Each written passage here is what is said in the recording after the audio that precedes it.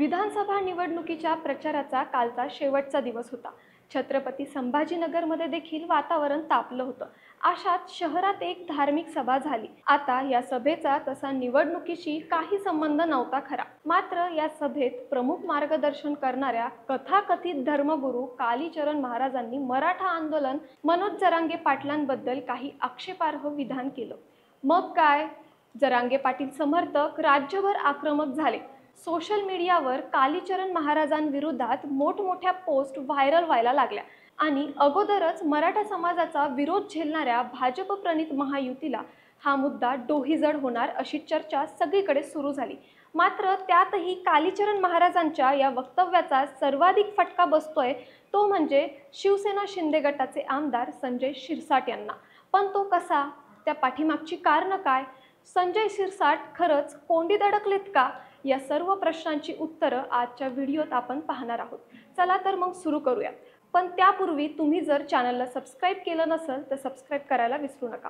आणि आणखी एक महत्त्वाची गोष्ट म्हणजे 23 तारखेला सकाळी 7 वाजेपासूनच महाराष्ट्र भूमीवर महानिकाल महाराष्ट्राचा पाहायला विसरू नका। नमस्कार, मी आर्या राऊत आणि तुम्ही बघताय महाराष्ट्र भूमी। तर काल छत्रपती संभाजीनगर शहरातील बीड बायपास भागामध्ये जामिनदार लॉन्स नावाच्या ठिकाणी विशाल हिंदू धर्म जागरण महासभेचं आयोजन करण्यात आलं होतं।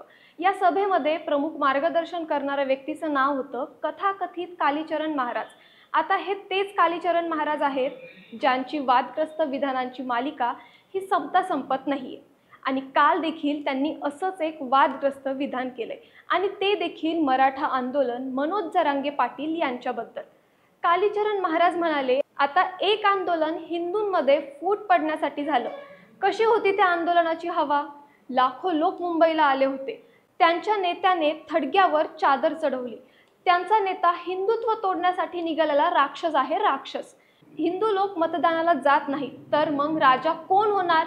तर मुसलमानांचे पाय चाटणारा। जर तुम्ही पेट्रोल दरवाढ भाववाढीसाठी मतदान कराल मग राजा कोण बसणार? त्यामुळे तुम्ही हिंदू हितांबाबत बोलणाऱ्यालाच मतदान करा, अशी भूमिका कालीचरण महाराजांनी मांडली होती। पुढे जेव्हा कालीचरण महाराजांचं हे वक्तव्य व्हायरल झालं तेव्हा मराठा समाजानं कालीचरण महाराजांच्या विरोधात उघडपणे भूमिका घेतली। मराठा समाजाकडून कालीचरण महाराजांवर मोठ्या प्रमाणात टीका व्हायला सुरुवात झाली आणि अगोदरच मराठा समाजाचा विरोध झेलणाऱ्या भाजप महायुतीला कालीचरण महाराजांच्या वक्तव्यामुळे आणखीनच फटका बसणार हे जवळपास निश्चित झालं। आता विशेष बाब म्हणजे हा कार्यक्रम आयोजित केला गेला तो संभाजीनगर पश्चिम विधानसभा मतदारसंघात येतो। इथून शिवसेना शिंदे गटाचे आमदार संजय शिरसाट हे चौथ्यांदा निवडणुकीच्या मैदानात उभे आहेत।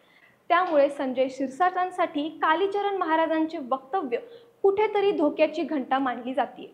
तसंच यापूर्वीच जरांगे पाटलांनी 3 तारखेला आंतरवाली सराटीमध्ये घेतलेल्या निर्णायक बैठकीत संभाजीनगर पश्चिमच्या मतदारसंघात उमेदवाराला पाठिंबा देण्याचा निर्णय घेतला होता।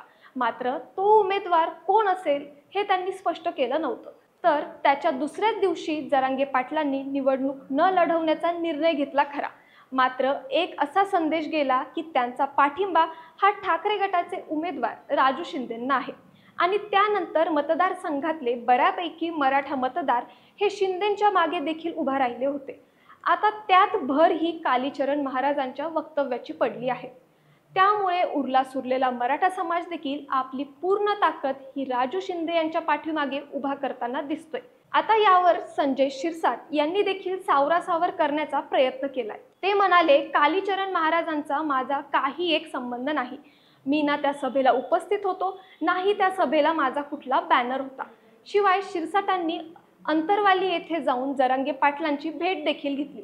मात्र तरी देखील ज्या प्रकारे कालीचरण महाराज हे जरांगे पाटलांबद्दल बोलले ही बाब मराठा समाज विसरणार नाही। त्यामुळे या मतदारसंघात असणाऱ्या 55,000 मराठा समाजाच्या मतदारांची मतं संजय शिरसाट यांच्या विरोधात जातील अशी शक्यता आहे। यामध्ये आणखी एक महत्त्वाची गोष्ट म्हणजे या भागात दलित आणि मुस्लिम मतं देखील निर्णायक ठरतात आणि मुस्लिम पर्सनल लॉ बोर्डच्या सज्जाद नोमानी यांनी राजू शिंदे यांना पाठिंबा दिल्यामुळे इथली मुस्लिम मतं ही राजू शिंदेकडे जातील असं दिसतंय।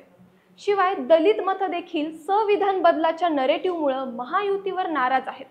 त्यामुळे दलित मत देखील राजू शिंदे यांना पडण्याची दाट शक्यता आहे। मग अशात दलित, मुस्लिम आणि मराठा मतांची बेरीज ही राजू शिंदेंना विजयी तर संजय शिरसाट यांना पराभवाच्या दिशेने नेणार की काय, असं कुठेतरी वाटायला लागलंय। आता यावर तुमची प्रतिक्रिया काय, तुम्ही आम्हाला कमेंट्सच्या माध्यमातून नक्कीच कळवा। धन्यवाद।